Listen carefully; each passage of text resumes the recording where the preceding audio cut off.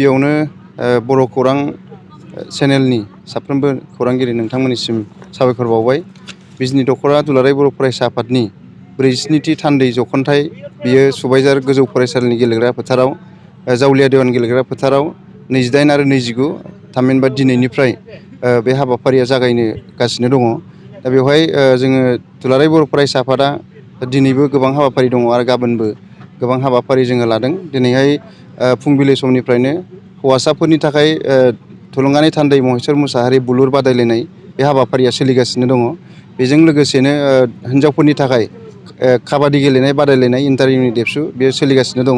बेनि उनाव जोंहा मेन पेन्डेलाव दसे उनाव हानजा सावरायनाय बादायलायनाय हाबाफारि लागोन। बेवहाय हानजा सावरायनायनि टपिक हिसाबै बादायलु मुलुग आरो आथिखाल बर' लाइमोन बे आयदानि सायाव बे बादायलायनाय हाबाफारिखौ लानाय जादों आरो बिनि गेजेरजों जोङो दिनैनि लाइमोनफ्रा जोङो माखौ मावनांगौ आरो माखौ मावनाङा, जोंनि बर' हारिनि जौगानायनि थाखाय आरो लाइमोनफोरखौ थार लामाजों लांनो थाखाय जों माखौ मावोबा मोजां जागोन आरो माखौ मावनाङा बेनि थाखाय जोङो मोनसे माइन्डस बानायगोन, रिजलिउसन लागोन। बिनि गेजेरजों लाइमोनफोरनो जोङो फोसावनानै होगोन। बिनि उनाव हानजा सावरायनाय बादायलायनायनि उनाव जोङो देंखो मु 1, 2, 3 दख'रा खोन्दोनि बेवहाय खुंगोन आरो बेवहाय जोंनि देंखोगिरिफोर बाहागो लाफैगोन, मेथाइ रोजाबगिरिफोर, आरो जोंनि दख'रायाव देरहानायखौ जिल्लायाव लांगोन, जिल्लायाव देरहानायखौ मिरुआव लांगोन। दा बियो जागोन। लोगोसे मोनाबिलि समाव आलारि बाथि फोजोंनाय दङ। जोंनि बर' माहारिजों लोगोसे गासै जोंनि ओनसोलाव जाहाथे जों गोजोन आरो खौसेथि थांनानै थानो हायो, बिनि थाखाय आलारि बाथि फोजोंनाय हाबाफारि लानाय जादों। बेनि उनाव मोनाबिलि समाव जोङो दिन्थिगासे थुनफावथाय बादायलायनाय हाबाफारि बेवहाय दङ, इन्टार इउनिट देबसु। बिनि गेजेरजों जोङो जाहाथे जोंनि बर'नि गेजेराव मोजां मोनसे ड्रामा खालामग्रा मोजां फावगिरि जोङो दिहुननो हायो, बे थांखि आरो नोजोरखौ लानानै दिन्थिगासे थुनफावथाय बादायलायनाय हाबाफारि जोङो बेखौ लानाय जादों।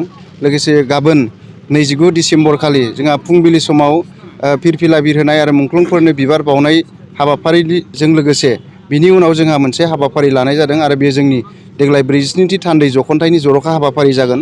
दिनै जोङो केरियार मेला लानाय जादों। जोंनि फरायसाफोरखौ लानानै 9निफ्राय लानानै इउनिभारसिटिसिम जोंनि फरायसाफोरखौ लानानै केरियार मेला बेवहाय लानाय जादों आरो बेयो जोंनि मोनबा रुमाव जोंनि केरियार मेलाया जागोन।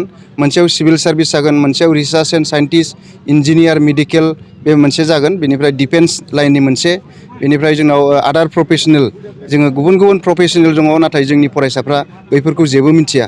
दा बेखायनो जोङो बेखौ केरियार मेला मोनसे नाम होनानै जोङो बे हाबाफारिखौ लानाय जादों। गोबां मोजां मोजां फुंखा सुबुंफ्रा जोंनि गेजेराव बाहागो लाफैगोन आरो दिनैसिम कनसेन्ट जाजोब्बाय जेसेबां जों आलासि हांख्रायदोंमोन। दा जों बिनि गेजेरजों फोरमायनो नागिरदों, गोबाङा मेलाखौल' नागिरो। दिनै पिकनिक स्पट खुलिनायनि बिराद सावरि बायदि जादों। चिराङाव गासै 10टा पिकनिक स्पट खुलिबाय। गोबां फुजा मेला थांबाय थांनाय समफोराव, आरो जोङो दिनै फेसबुकाव नुयो, ससियेल मिडियायाव नुयो, सोरबाया दै जिंखौ खुंजानो लुगैदों। नाथाय जों बुंनो नागिरदों बिजनि दख'रा एबसुआ जोंनि फरायसाफोरखौ दै जिं मेलाजों, फुजा मेलाजों, बबेबा पिकनिक स्पटनि मेलाजों जोङो गेलेहोआ। जोङो केरियारनि मेलायावसो जोङो गेलेहोगोन जोंनि फरायसाफोरखौ। दा बेखायनो जों बे केरियार मेलाखौ लानाय जादों। बिनि उनाव जोंहा मेन पेन्डेलाव मोनसे हाबाफारि जागोन लाइफ स्टकनि सायाव, न'खरनि रांखान्थि जौगानायाव जिब जुनार फिसिनाय मोनसे आयदानि सायाव जोंनि सेमिनार जागोन गाबोन 10 रिंगानिफ्राय। बेवहाय जोंनि मोजां फुंखा सुबुं बाहागो लाफैगोन। मनज बसुमतारी, जाय आसाम गौरब बान्था मोननो हादोंमोन, पिगमेन होननानैबो मिथियो। आरो जोंनाव एनिमेल साइन्टिस्ट चिरां केबिकेनि राजिब भान्दार कायस्थ बिथाङा बाहागो लाफैगोन आरो बिथांमोनजों जोङो आबादारिफोरखौ लानानै जायफ्रा जिब जुनार फिसियो, दाउ अमा फिसियो, बैसोरनो जोङो थार लामा दिन्थिनो थाखाय आरो बिसोरनो जोङो एवारनेस होनो थाखाय बे हाबाफारिखौ लादों।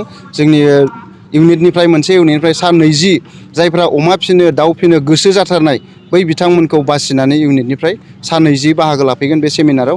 आरो जोङो बिनि उनाव जोंहा गेवलां मेल जागोन 12 रिंगानिफ्राय।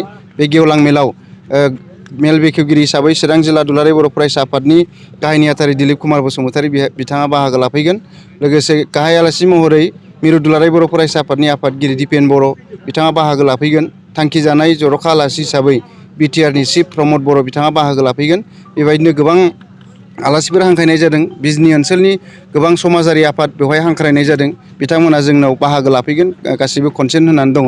दा बेखायनो नोंथांमोननि चेनेलनि गेजेरजों बिजनि ओनसोलनि साफ्रोमबो रायजो राजा नोंथांमोनखौ खावलायबाय, जाहाथे जोंनि बे साननैनि हाबाफारियाव बयबो गाजा गोमजायै फैनानै जेबो हानजानि फाराग जेबो धोरोमनि फाराग लायालासिनो जाहाथे बयबो लैहोर लैहोर फैनानै बे हाबाफारिखौ जाफुंसार होयो आरो जोंनि मावनो लानाय थांखियाव जाहाथे मदद खालामफैयो जोंखौ गोसोनि थुलुंगा होफैयो आङो रायजो राजा नोंथांमोनखौ खावलायबाय आरो गेवलां मेलनि हाबाफारिया जाहाथे मोजाङै जाफुंसारगोन रायजो राजा बिथांमोना जाहाथे मोजाङै बेवहाय बाहागो लाफैगोन मानोना थांनाय डिसेम्बर दानाव जोंनि दुलाराय बर' फरायसा आफादनि दैदेननायाव जोंनि सिगनेटरि बिथांमोना दिल्लीयाव जोंनि बिटिआर एकर्डनि सोमोन्दै सावरायनानै फैबाय बिनि गासै खौरांखौ रायजो राजाफोरनो मोनथिहोगोन आरो जोंहा समाज दानायनि सोलोंथाइनि बायदि बिथिंनि सायाव जोंजों सावरायफैगोन दुलाराय बर' फरायसा आफादनि आफादगिरि दिपेन बर' बिथाङा बेखायनो गेवलां मेलाव जोंनि रायजो राजा नोंथांमोनखौ लैहोर लैहोर फैनानै बाहागो लाफैनो थाखाय खावलायबाय।